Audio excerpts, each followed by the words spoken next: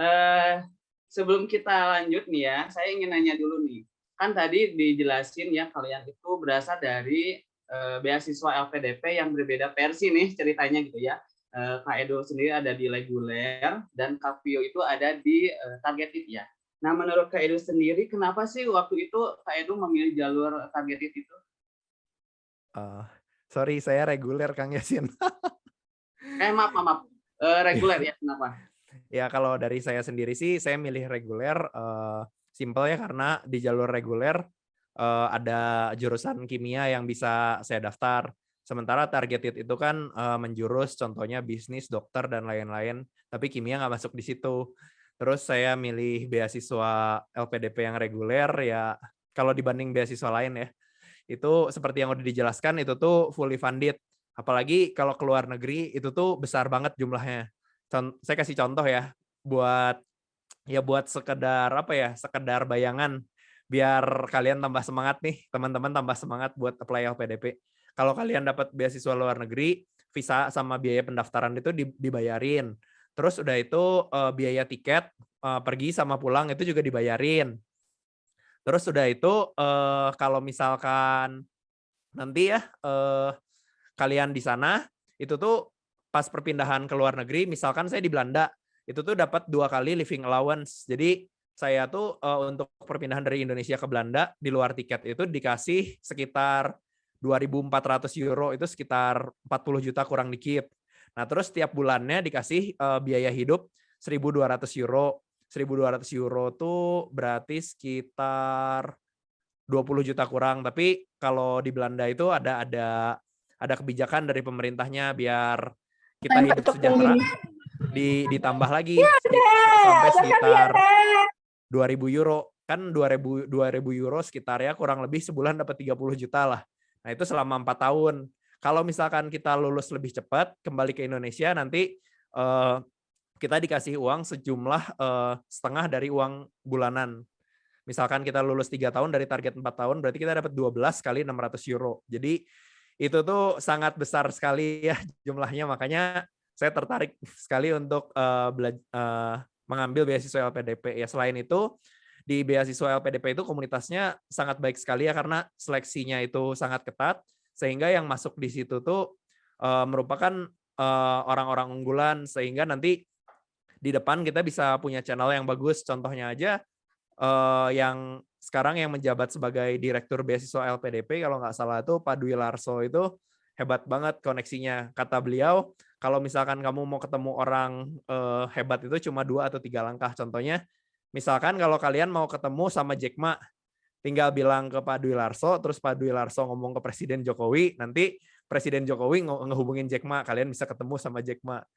Terus udah itu selain dari itu ya kita dapat banyak teman dari kementerian, contohnya Kementerian Perhubungan, terus kementerian-kementerian yang lain, sehingga nantinya bakal berguna untuk misalkan kita mau buat bisnis atau kita mau buat perizinan, pasti dibantu kan kalau kita udah jadi satu keluarga LPDP.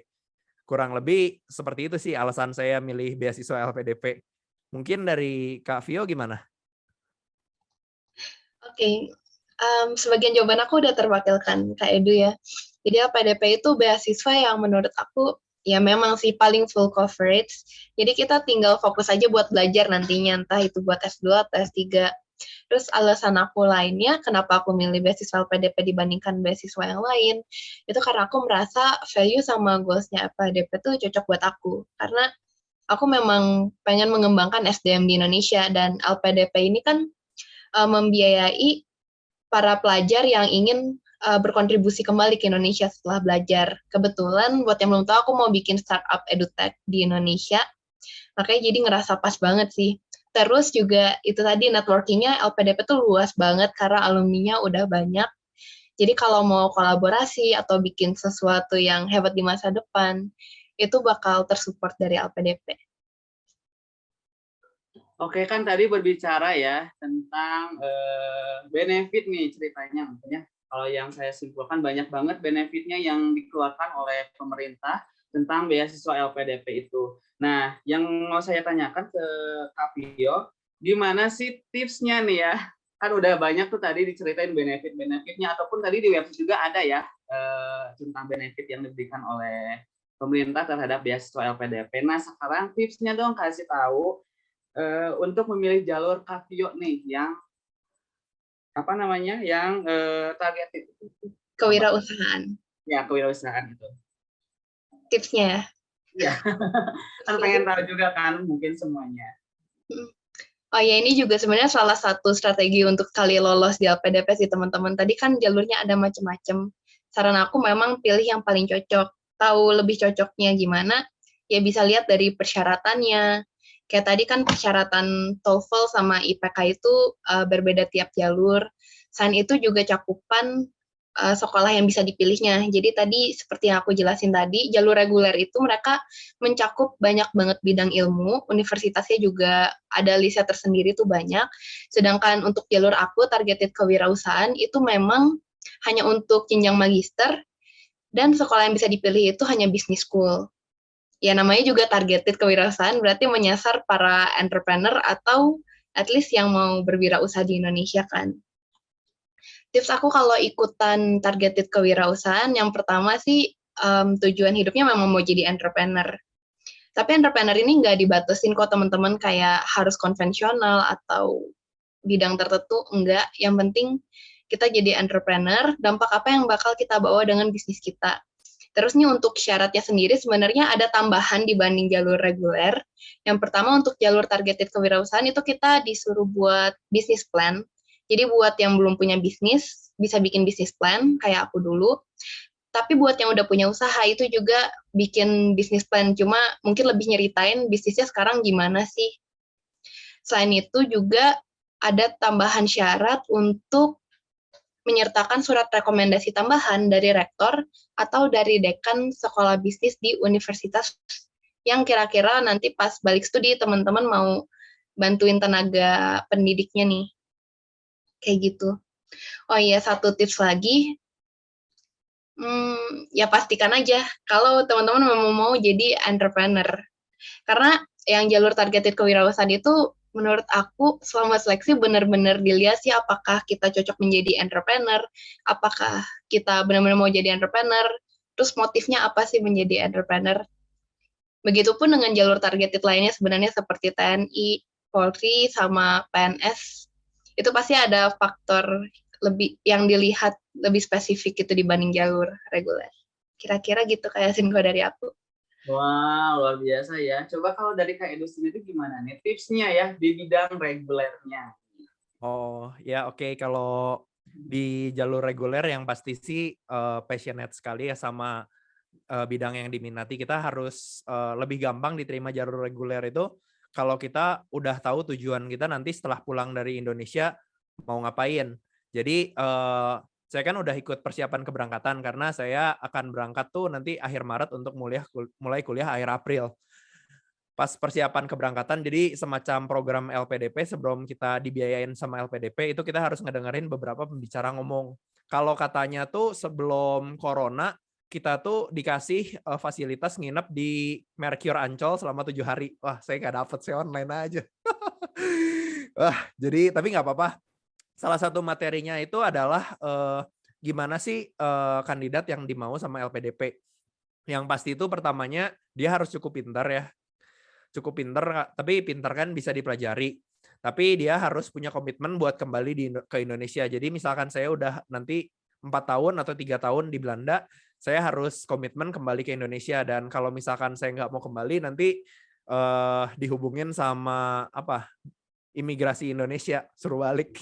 Kalau misalkan tetap nggak mau balik, nanti uang-uang yang saya udah kasih tahu itu harus dibalikin ke LPDP. Kurang lebih saya harus ngabdi 2N+1. N itu lamanya belajar. Jadi kalau saya belajar 4 tahun ya saya harus ngabdi 9 tahun. Terus yang paling penting kalau kita mau daftar LPDP, kita tuh nggak cukup pintar aja. Kita tuh harus menanamkan, harus memiliki 5 nilai-nilai yang diminta sama LPDP. Yang pertama itu adalah integritas. Yang kedua itu adalah profesionalisme. Yang ketiga itu adalah sinergi.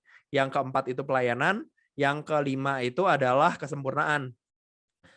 kalau misalkan kelima itu kita soft skill itu udah punya, kita pasti 90% keterima di LPDP. Jadi saya kan cerita sedikit dari S1 tuh sampai S2 saya gabung di USB School tuh udah kurang lebih 5 tahun. Saya belajar kelima nilai ini. Contohnya saya sadar bahwa salah satu nilai sinergi itu penting. Jadi saya cerita pengalaman sedikit. Ada teman saya yang berjuang sama-sama untuk dapetin LPDP tahun lalu itu dia udah lolos sampai tahap wawancara, saya juga sampai tahap wawancara. Tapi saya keterima dan dia nggak keterima.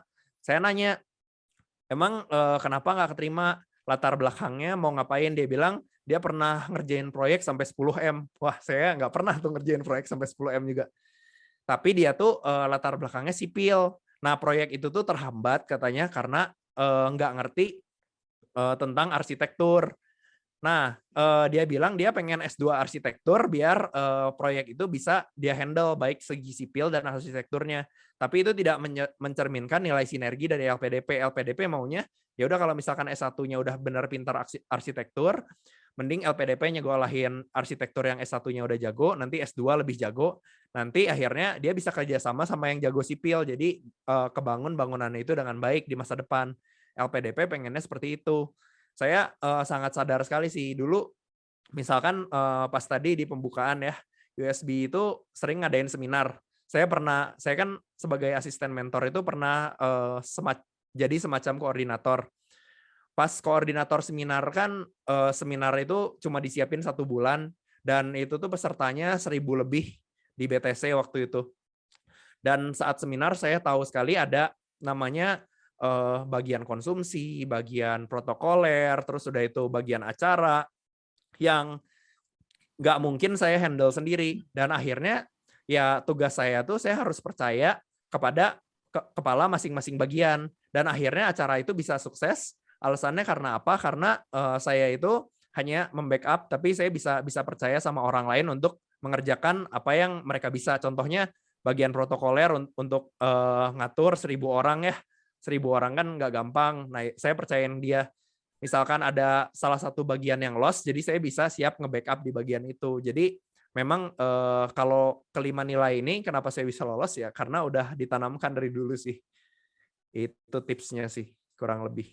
Wow, luar biasa ya. Jadi kesimpulannya adalah ada yang di bidang minat atau kepintaran, dan mungkin banyak yang tadi disebutkan oleh Kak Edu ya, ada integritas dan lain-lain sebagainya. Tapi yang jadi pertanyaan selanjutnya nih sebenarnya yang saya pengen tanyakan ke Kak Edu ataupun ke Kak Vio, sebenarnya dari dua sisi yang berbeda ini ya, yang tadi reguler dan yang lagi targeted kewirausahaan, sebenarnya persiapannya itu apakah sama atau beda sih? Coba dong ceritain persiapannya menurut versinya masing-masing kayak gitu. Kak Edu dulu atau Kak Edu dulu? Oh, boleh. Ya, jadi sekedar sharing ya. Waktu itu kan LPDP itu buka pendaftaran bulan apa ya? Bulan September ya, Vio ya? Benar nggak? Bulan Agustus. Oh, Agustus ya. Kurang lebih bulan Agustus. Jadi saya itu baru mulai mau daftar LPDP itu ya cuma 2 bulan sebelum. Saya belum punya IELTS, saya belum punya SI dan lain-lain. Jadi sekitar bulan Juni, karena saya tuh belum punya IELTS, ya saya ikut IELTS preparation dan akhirnya saya mengambil tes IELTS di bulan Juli kalau nggak salah. Karena ya requirement untuk S3 ke luar negeri itu lumayan tinggi ya, apalagi yang reguler. Yang reguler itu butuh IELTS 7 kalau nggak salah.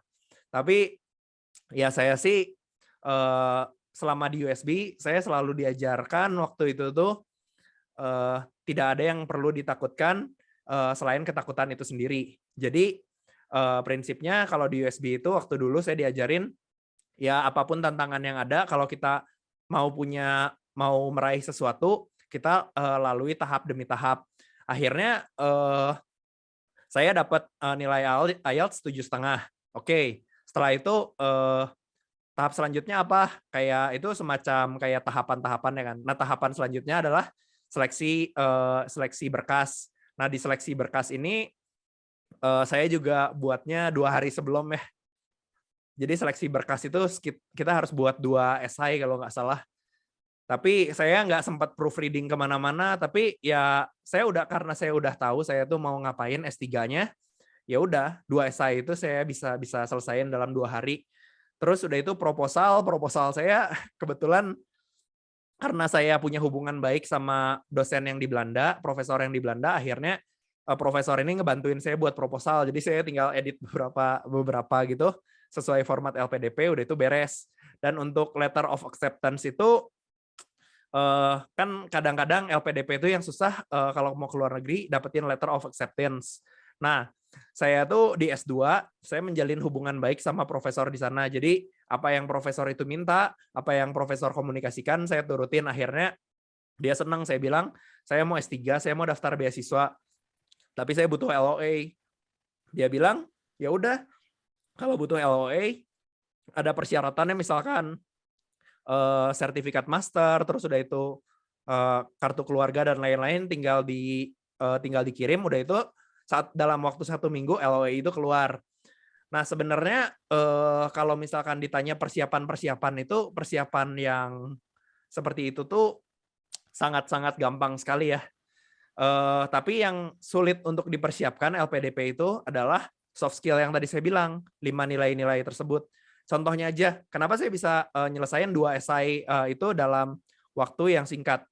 Jadi selama saya belajar di USB itu saya dibimbing untuk belajar itu bukan untuk nilai, tapi untuk ilmu. Jadi waktu saya S2, S1, S2, saya itu belajar menulis secara terstruktur dan orang itu jadi tahu apa yang saya maksudkan dalam tulisan saya. Jadi esai itu udah gampang. Terus udah itu yang soft skill yang biasa sulit diraih oleh beberapa orang itu adalah cara komunikasi. Sementara kalau misalkan kita kuliah di luar negeri atau contohnya yang konkret saya di Belanda, profesor itu lebih respect ke orang itu yang bisa berkomunikasi dengan mereka dan akhirnya punya inisiatif yang tinggi untuk meraih hasil yang sebaik-baiknya. Dan kebetulan karena ya saya udah biasa kalau di USB itu kita harus bisa komunikasi, terus udah itu kita harus berintegritas, jadi ya semuanya itu gampang. Terus tahap selanjutnya itu adalah tahap analisis kuantitatif yang menguji kepintaran kita, ya itu sih bisa dipelajari. Dan karena saya punya banyak teman-teman yang bisa nolongin, akhirnya ya saya bisa melewati itu. Padahal tes kepintaran itu mungkin matematika saya cukup bisa. Karena latar belakang saya kan dari kimia, sains, jadi biasanya bisa. Tapi ada bahasa yang kayak persamaan kata, pertidaksamaan kata, itu susah banget. Tapi karena ya tadi saya nggak pernah menyerah, akhirnya saya tanya ke beberapa orang, terus saya ngerangkum, oh persamaan kata yang susah dari ini itu ini, pertidaksamaan kata ini jadi ini. Terus udah itu akhirnya ya lulus di tahap ujian kuantitatif itu ya, kepintaran dan lain-lain. Nah, di seleksi terakhir, wawancara itu LPDP akan menguji tentang soft skill kalian dan kemauan kalian untuk studi lanjut. Kalau misalkan teman-teman punya kemauan yang kuat dan udah tahu tujuan yang jelas itu ke depannya mau ngapain, dan kalian udah punya soft skill yang dimau LPDP, 5 nilai itu, ya 90% keterima pasti. Jadi yang lama itu adalah nyiapin soft skill-nya. Kalau misalkan nyiapin berkas-berkas itu 1 hari 2 hari bisa lah. Kecuali IELTS sih, lumayan susah itu. Ya mungkin dari Kak Vio mau nambahin ya? Oke. Oh iya, ngomong teman-teman kayaknya udah mulai ada yang mau bertanya nih, boleh ditulis dulu di kolom chat, nanti mungkin ditampung dulu ya sama Kak Yasin untuk sesi tanya jawab. Ya. Oke. Persiapan Kak Edu keren sih menurut aku. Karena aku bukan tipikal orang yang bisa mempersiapkan secepat itu. Jadi kalau aku pribadi, dulu persiapannya kira-kira 1 bulan. Kenapa? Karena waktu itu LPDP kan buka Agustus. Ngomong-ngomong, aku sama Edward itu ikutnya batch 2 kemarin. Nah, waktu itu aku baru resign kerja akhir Juli karena aku mau fokus gitu untuk beasiswa LPDP dan persiapan S2. Jadi tadi kan Kak Edu udah punya LOA. Mungkin buat teman-teman yang belum familiar sama term itu, letter of acceptance itu artinya surat yang menyatakan kalau kita sudah diterima di universitas tersebut. Nah, kalau dari kasus Kak Edu, karena dia S3 dan jalur riset, itu tadi udah diceritain dikit ya kira-kira gimana cara dapat LOE-nya. Kalau aku itu S2, rencananya mau apply ke Amerika, itu aplikasinya beda lagi teman-teman. Nah, untuk LPDP ini, aku belum punya LOE karena aku rencananya memang mau daftar universitas tengah tahun ini. Nah, terus ya tadi syarat-syaratnya kayak TOEFL, jadinya aku baru tes sebulan sebelum pendaftaran karena menurutku itu yang harus dipersiapin paling awal sih teman-teman. Soalnya kalau tes bahasa gitu kan butuh seminggu atau 2 minggu ya buat nilainya keluar dan sertifikatnya itu harus dimasukkan ke aplikasi LPDP. Jadi mending langsung pesan aja tes bahasa Inggrisnya selagi LPDP belum buka. Selain itu juga tadi kan Kak Edu sebut ada buat 2 esai, itu benar, bisa dilihat juga di bukletnya LPDP. Menurut aku esai ini susah banget buat aku karena aku merasa semuanya tuh aku tuangin ke situ seperti impian aku apa. Terus di esai tersebut sebenarnya ada kisi-kisinya, tapi menurut aku butuh pemikiran yang mendalam. Aku kayak sempat seminggu tuh bengong aja kayak mikirin, aduh apa ya jawabannya. Karena ini salah satu tipsnya teman-teman, jadi autentik. Jadi kayak apa sih yang bisa bedain kita dari peserta lainnya. Terus aku juga proofreading atau minta masukan esaiku dibaca ke belasan orang kemarin. Itu juga sebenarnya menerapkan nilai sinergi ya teman-teman. Jadi karena aku di proofreading banyak orang, aku jadi tahu hal apa aja sih atau bagian mana aja yang bisa aku tingkatin lagi. Nah, itu persiapan secara teknisnya. Oh, itu yang tahap 1 ya, yang seleksi dokumen.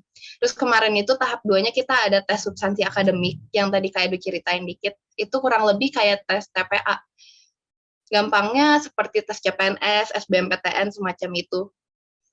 Nah, di situ juga aku persiapan ya belajar tiap hari, terus minta tolong teman ajarin juga.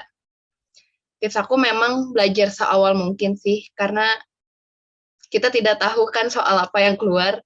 Dan nanti di tahap 3 ada wawancara, itu juga teknisnya aku mock up interview, latihan bareng teman-teman yang sama-sama interview. Nah, itu dari persiapan teknis. Kalau dari persiapan mindset, ya menurut aku mindset perlu banget disiapin dan itu butuh waktu ya teman-teman. Itu dulu aku mulai dari akhir kuliah udah mikirin, aku kira-kira 5-10 tahun ke depan mau ngapain ya.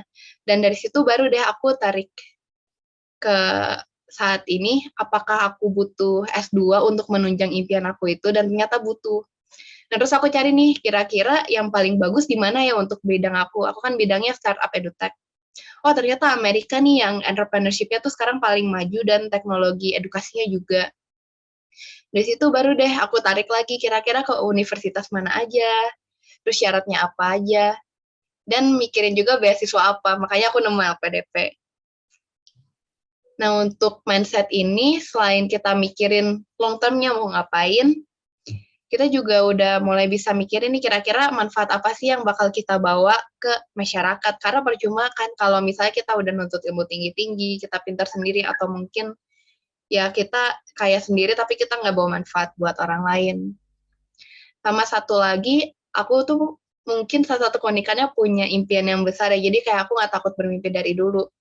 Aku jadi inget itu dilatih di USB School ini sebenarnya. Jadi dulu pernah ada salah satu praktek waktu leadership camp, kita diberi 1 telur ayam mentah.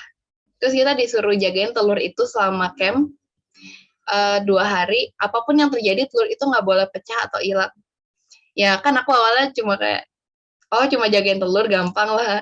Ternyata susah banget dan peserta lain pun ada yang nggak sengaja kedudukan pecah, ada yang hilang, dan lain-lain. Aku sendiri ya ngerasa susah juga sih, soalnya benar-benar harus bawa kemanapun kan. Dan di akhir dijelasin maknanya kalau telur ayam mentah itu ada impian kita. Dan ya bener aja impian itu seringkali hilang atau mungkin retak. Ya mungkin kita punya impian besar, terus tiba-tiba ada orang lain yang ngomong ke kita, masa sih kamu nggak mungkin ngewujudin? Terus mungkin aja kita nggak jadi ngejar impian itu. Nah, menurut aku mindset untuk berani bermimpi dan mengejarnya ini penting banget teman-teman, dan itu salah satu yang menurut aku bakal dilihat LPDP. Karena aku lihat dari award di LPDP lainnya juga mereka semua memiliki mimpi yang besar dan nggak takut buat mewujudkannya. Jadi LPDP ini memang berharap menjadi perpanjangan tangan dari mimpi kita gitu untuk membantu mewujudkan impian tersebut. Kalau dari aku kira-kira gitu Kak Yasin. Semoga menjawab ya. Oke, kan jadi pertanyaannya adalah kan betul tadi tuh banyak banget ya rangkaiannya ya. Kita harus ngumpulin dulu berkas, terus juga harus TPA, lalu juga ada apa yang tadi mungkin wawancara ya. Nah, dari banyak tahapan itu ya, yang Kak Vio ataupun Kak Edu apa namanya laksanakan itu tuh sebenarnya tahap mana sih yang paling tersulit deh? Misalkan kan soalnya ada beberapa di chat ya ada yang pertanyaan yang sulit yang mana ya? Mungkin dari Kak Edu dulu persiapannya seperti bukan persiapannya apa tahapan yang tersulitnya yang mana ya Kak Edu ya? Apakah dari berkas atau apa gitu? Oke, jadi dalam hidup saya ya karena saya belajar soft skill waktu itu full di USB ya. Jadi semua tahap itu memiliki kesulitannya masing-masing. Tapi lebih baik kita menyalakan lilin kan daripada mengutuk kegelapan katanya. Jadi setiap tahap itu ada kesulitannya masing-masing. Contohnya untuk seleksi berkas kita harus IELTS. IELTS itu nggak gampang. Tapi waktu di USB itu saya ingat banget saya pernah diajarin membuat satu yang namanya itu dream board. Dream board itu jadi kita punya satu mimpi besar tapi kita breakdown jadi mimpi-mimpi kecil atau yang gampangnya itu step-stepnya. Kita tuh nggak perlu fokus terus ke mimpi kita yang besar, tapi kita hanya perlu fokus ke mimpi kita yang kecil. Jadi misalkan tiap hari belajar sedikit sampai akhirnya bisa melalui tantangan itu. Contohnya untuk seleksi berkas ya paling susah IELTS untuk sekarang karena saya belum punya IELTS. Terus sudah itu kalau misalkan nanti tahap kuantitatif itu tuh sulitnya ya karena saya punya pengetahuan yang belum itu. Jadi ya karena ada tantangan itu di depan ya udah saya akhirnya belajar tentang bahasa, terus cara mengambil kesimpulan dari pembahasan, terus tentang wawancara itu ya sulit karena kita harus bisa menata kata-kata kita agar ini apa pewawancara itu mengerti apa yang nanti kita maksud dan kita tuh mau ngapain setelah pulang ke Indonesia. Tadi saya lihat di chat juga banyak yang nanya tips and trick buat lolos wawancara atau pertanyaannya apa aja. Jadi semua kandidat LPDP saya kasih tahu sebelum wawancara itu kita nggak boleh secara gamblang itu memberitahu apa aja sih pertanyaannya yang eksak tentang wawancara. Tapi untuk garis besarnya wawancara itu menguji kita tuh mau ngapain nanti setelah pulang ke Indonesia. Jadi misalkan saya contohnya saya di kimia, nanti setelah pulang saya mau mengembangkan komunitas komputasi kimia di Indonesia. Yang itu tuh belum ada di Indonesia, sementara di luar negeri itu udah ada. Sehingga kalau misalkan saya di luar negeri dan saya cukup punya 5 nilai itu, harusnya saya bisa membangun kerjasama antara komunitas yang nanti dibangun di Indonesia, ya yang sedang dirintis saat ini sama komunitas di luar negeri. Kan kalau kayak gitu lebih gampang ya orang percaya. Jadi sebenarnya wawancara itu bisa nggak kita tuh meyakinkan pewawancara itu bahwa nanti kita akan berkontribusi dan kontribusi kita tuh bisa nyata. Nah, hal ini yang ngebuat susah kalau misalkan kita cross jurusan. Misalkan dari jurusan pertanian terus ke matematika atau matematika ke pertanian. Kenapa susah? Ya karena balik lagi ke situ tadi, kita punya nggak dasarnya untuk kita kuliah S2 dan menjadi dan belajar ilmu itu terserap kurang lebih 80%. Kalau misalkan kita dasarnya matematika, tapi untuk pertanian kan kita harus punya dasar misalkan biologi, kimia yang kuat. Kalau misalkan nanti ada kandidat lain yang sama-sama mau daftar tentang pertanian ya, tapi dia S1-nya pertanian, cum laude, terus soft skill-nya sama kalian. Ya yang pasti dipilih ya teman kalian yang latar belakangnya itu pertanian juga karena dia udah punya dasarnya. Kecuali nih kalian udah kerja kalian lulusan matematika, tapi kalian udah kerja di bidang pertanian itu 10 tahun, dan kalian udah punya reputasi, kalian bisa ngebuat pertanian Indonesia tuh maju. Misalkan kalian udah pernah ngebuat dukuh tanpa biji atau jeruk tanpa biji untuk yang pertama di Indonesia, nah itu kemungkinan keterimanya jauh lebih tinggi ya pasti ya. Jadi di tahap wawancara, kalian harus bisa meyakinkan para pewawancara itu untuk bisa yakin bahwa ini kandidat yang tepat untuk nantinya setelah pulang ke Indonesia memajukan bidang yang emang dibutuhkan sama Indonesia. Jadi saran saya, persiapan yang harus kalian lakukan itu bukan persiapan berkas, tapi persiapan 5 nilai yang saya sebut tadi. Karena tadi ada yang request diulangin, saya sebutin lagi. Yang pertama itu adalah integritas. Integritas itu kalian harus jujur. Karena jujur di LPDP itu banyak sekali yang malsuin berkas. Karena saya orangnya lurus aja, saya baru diceritain bahwa suka ada yang malsuin TOEFL, IELTS, dan itu ternyata banyak ya. Jadi kalau kalian malsuin dokumen itu pasti ketahuan sama LPDP. Jadi jangan. Integritas itu, kejujuran tuh harus dipegang. Yang kedua itu profesionalisme. Profesionalisme itu adalah kalian itu harus bekerja secara profesional. Jangan kalau misalkan kalian ngambek atau apa, nanti kalian nggak mau kerja. Terus kalian harus bisa mengamalkan profesi yang nanti kalian udah punya ilmunya. Yang ketiga itu adalah sinergi. Sinergi itu gampangnya itu kalian harus mau bekerja sama. Jangan cuma mau kerja sendiri. Percaya aja, kalau semut cuma satu semut doang, dia nggak akan bisa ngangkat makanan. Tapi semut itu bisa ngangkat beban yang berpuluh-puluh kali lipat dari berat badannya, itu karena mereka bekerja sama.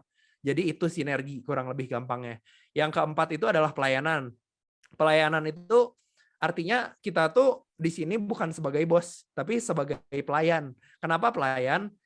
Itu tuh jadi kita tuh kerja itu bukan untuk nyari kekayaan diri kita sendiri. Bukan gimana saya caranya jadi kaya setelah pulang, gimana saya nanti dihormatin sama orang setelah pulang, gimana saya nanti jadi pemimpin, saya tinggal nyuruh-nyuruh orang yang lebih bodoh dari saya, tapi karena saya udah pintar kuliah di luar negeri. LPDP nggak mau kayak gitu, tapi prinsip kita adalah pelayanan. Semua ilmu yang kita udah punya, itu kita harus pakai untuk melayani masyarakat.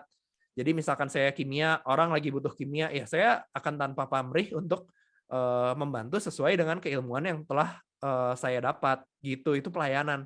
Dan pelayanan ini nggak gampang ya, karena kadang-kadang terbentur sama ego kita sendiri. Ego kita, saya udah S3, ngapain saya ngajarin anak S1 yang masih, diajarin aja bodoh banget, diajarin 10 kali masih nggak ngerti-ngerti.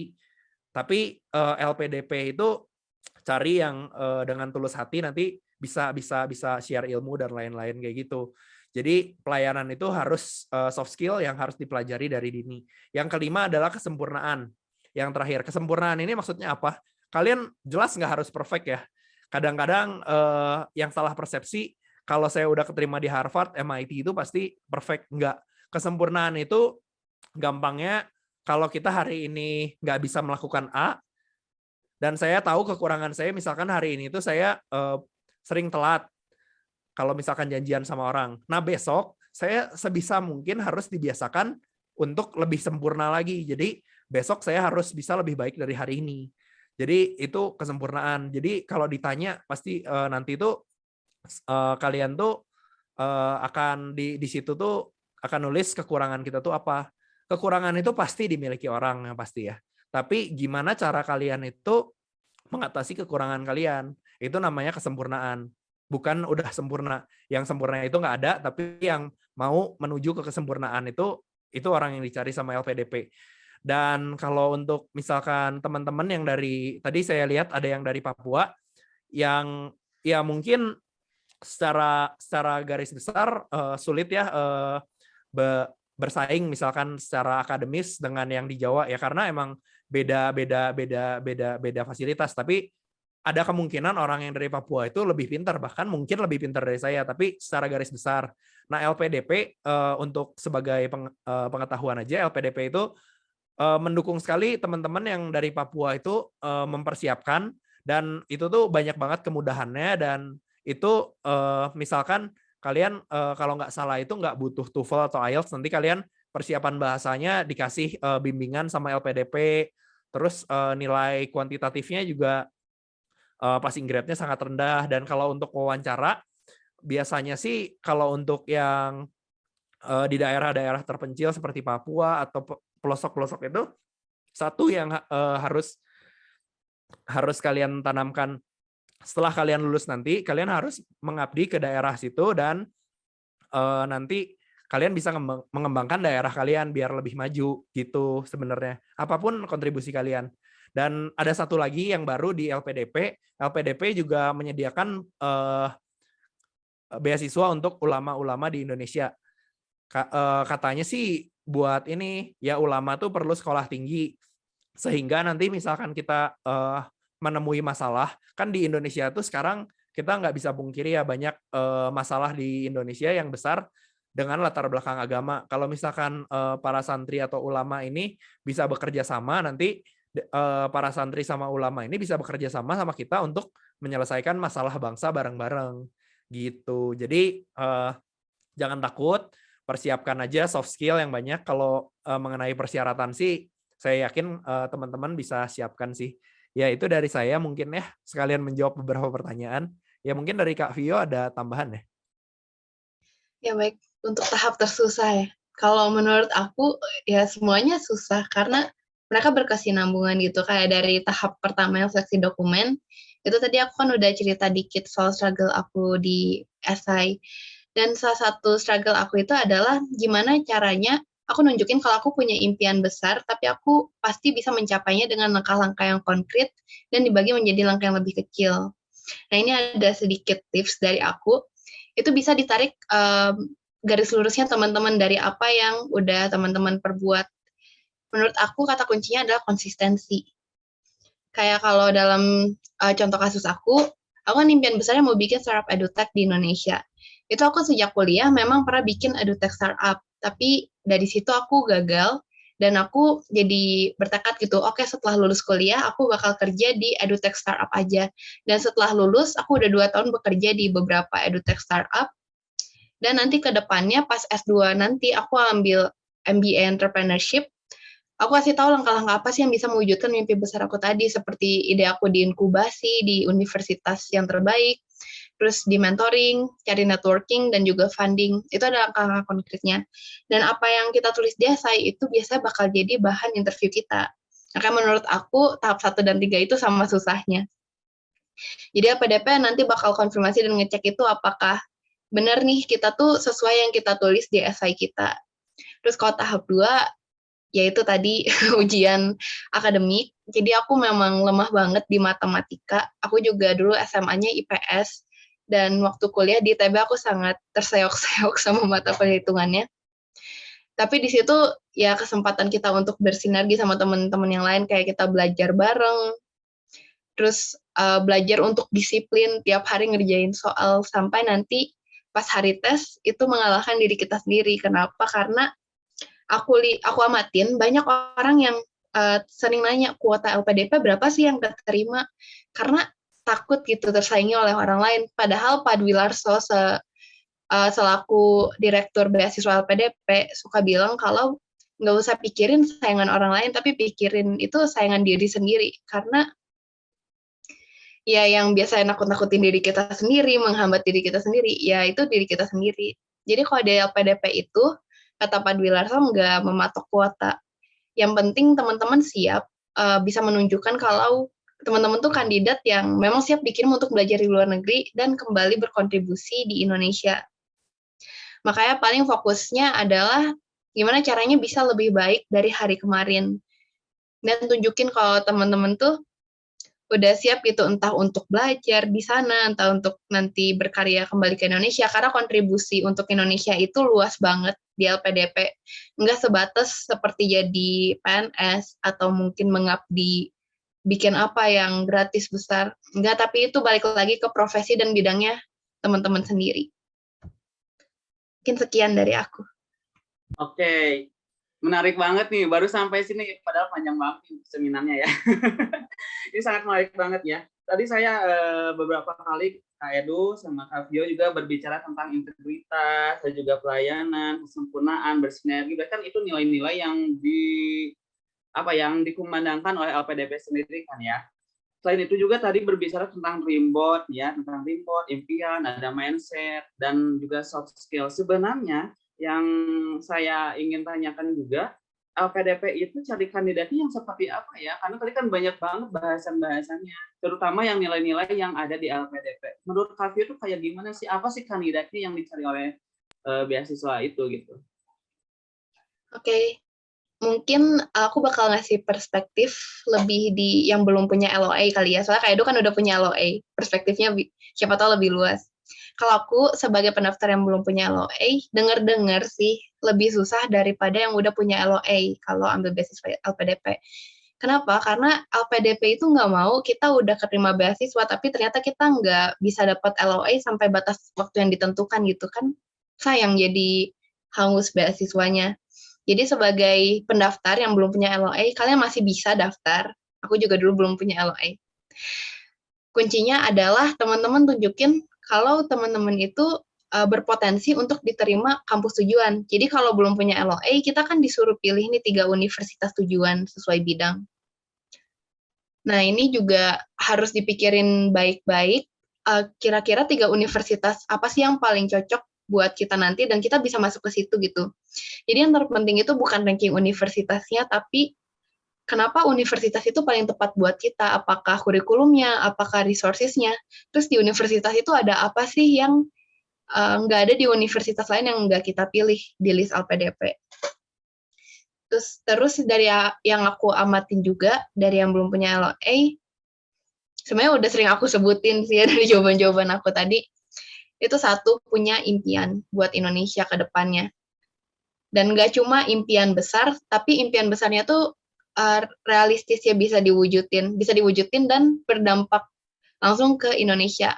Aku udah sering ikut webinar LPDP dan baca tips juga. Salah satu tipsnya itu, impian kita tuh menyelesaikan salah satu masalah yang sedang dihadapi Indonesia. Dan balik lagi ke bidangnya teman-teman, pasti ada masalah yang relate kan sama bidang kita. Itu terus kira-kira langkah-langkah konkret apa sih yang bisa kita lakuin dari sejak masa studi sampai pulang ke Indonesia. Karena LPDP juga nggak mau kita punya impian besar, tapi untuk mewujudkannya butuh 1 abad.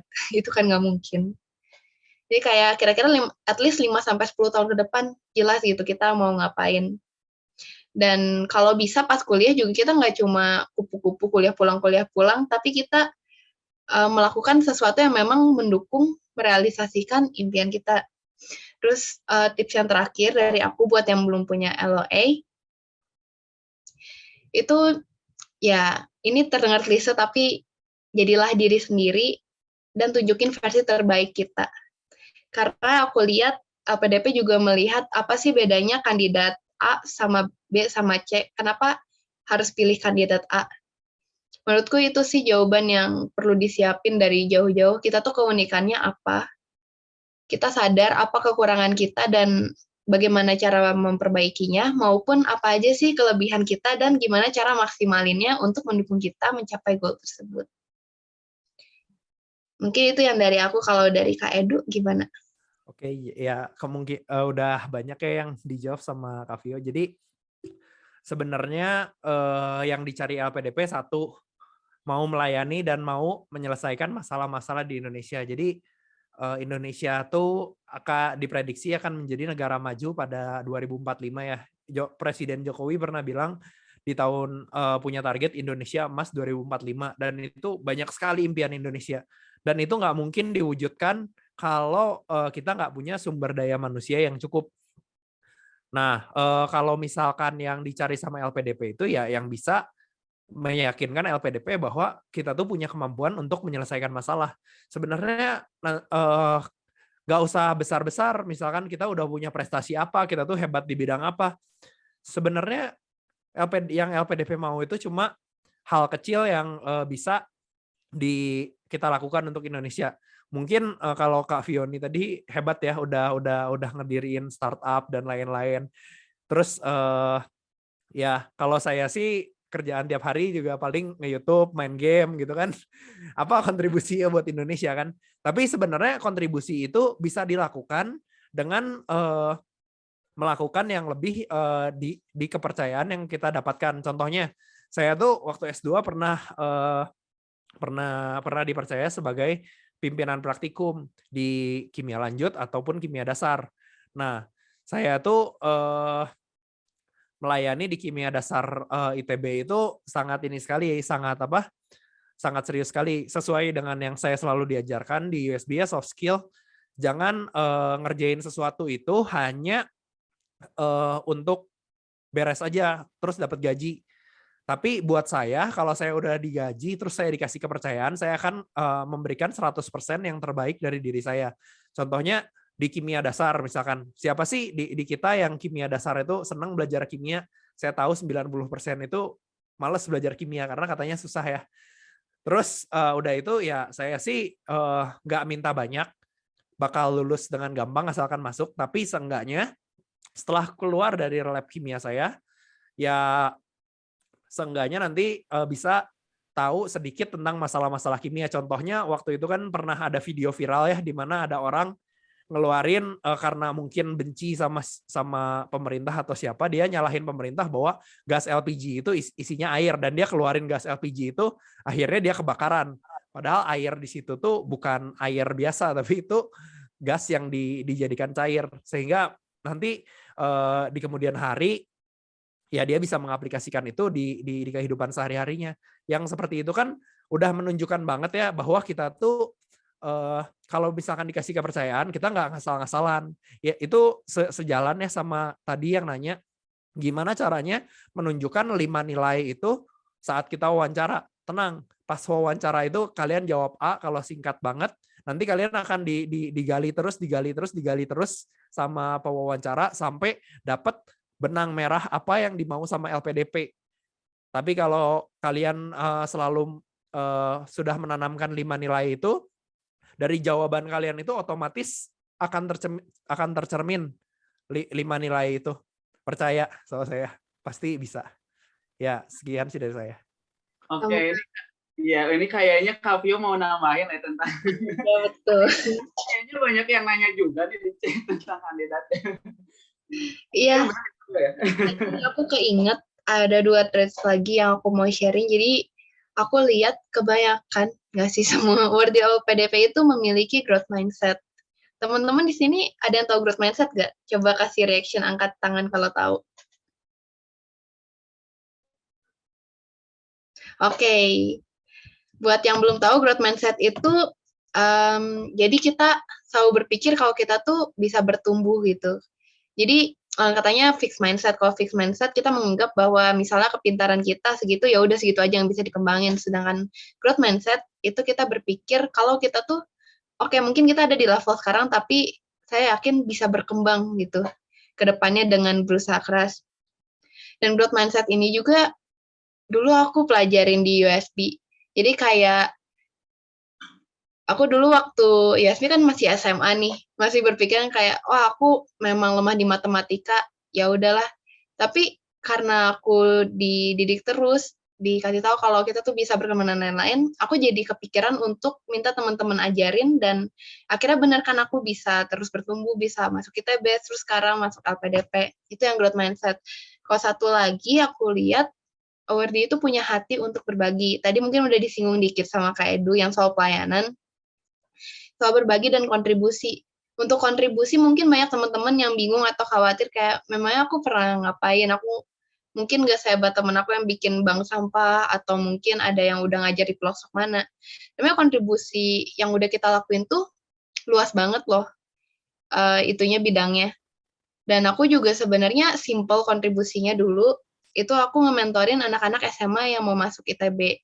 Jadi dulu sedikit cerita, aku waktu sekolah itu hampir nggak naik kelas tiap tahun dan dicap bodoh, terutama karena matematika aku jelek.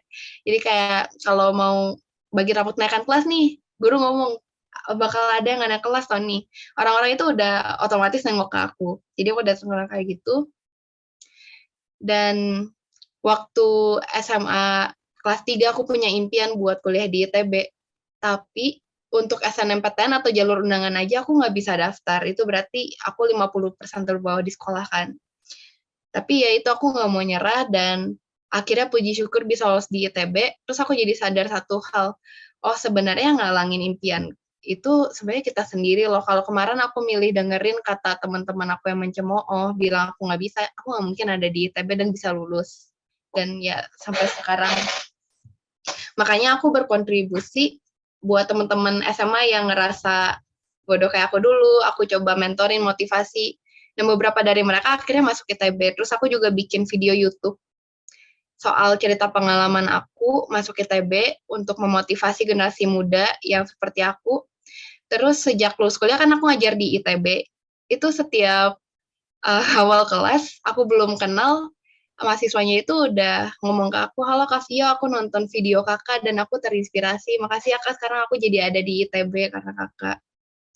Jadi kontribusinya tuh bisa seperti itu juga. Nanti disesuaikan lagi aja sama bidang teman-teman.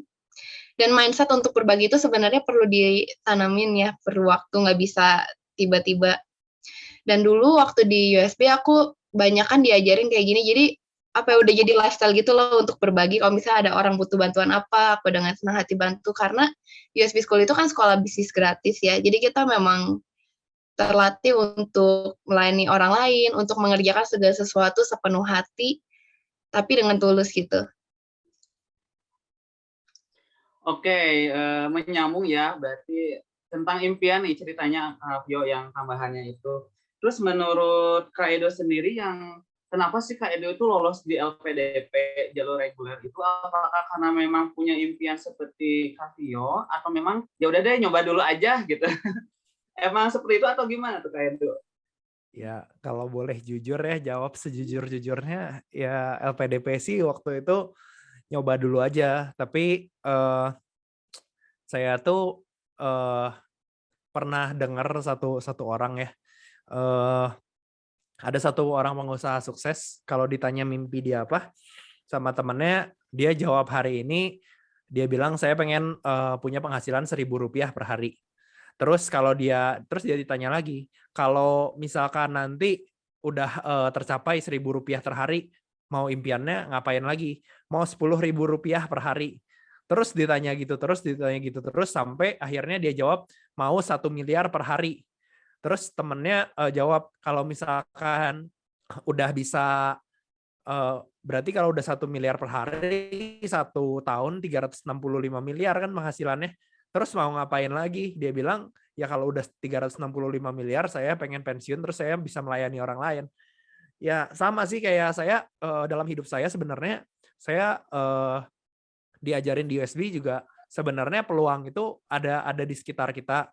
Jadi apapun peluang yang ada, kalau misalkan kita bisa punya kesempatan buat nyoba, coba ambil. Jangan takut kayak misalkan nanti gagal atau nanti gimana.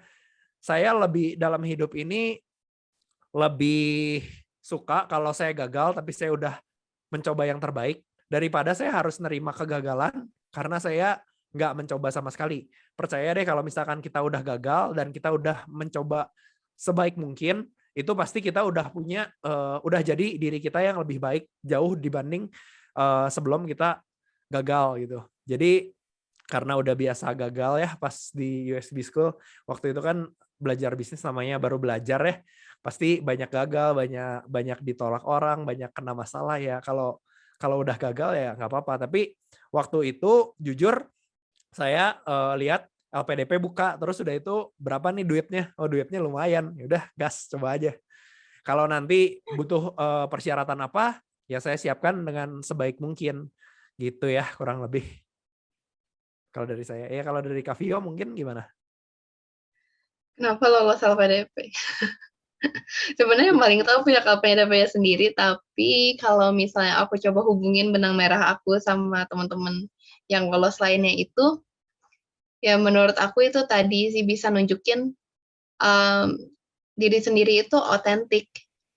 Dan yang paling penting itu bisa nunjukin kalau ya itu tadi kata Kak Edu, coba aja dulu. Gagal, berhasil itu urusan nanti, yang penting berusaha dulu. Karena menurut aku perlu banget mindset kayak mau lulus LPDP atau enggak, aku bakal tetap lanjutin impian aku tuh apa.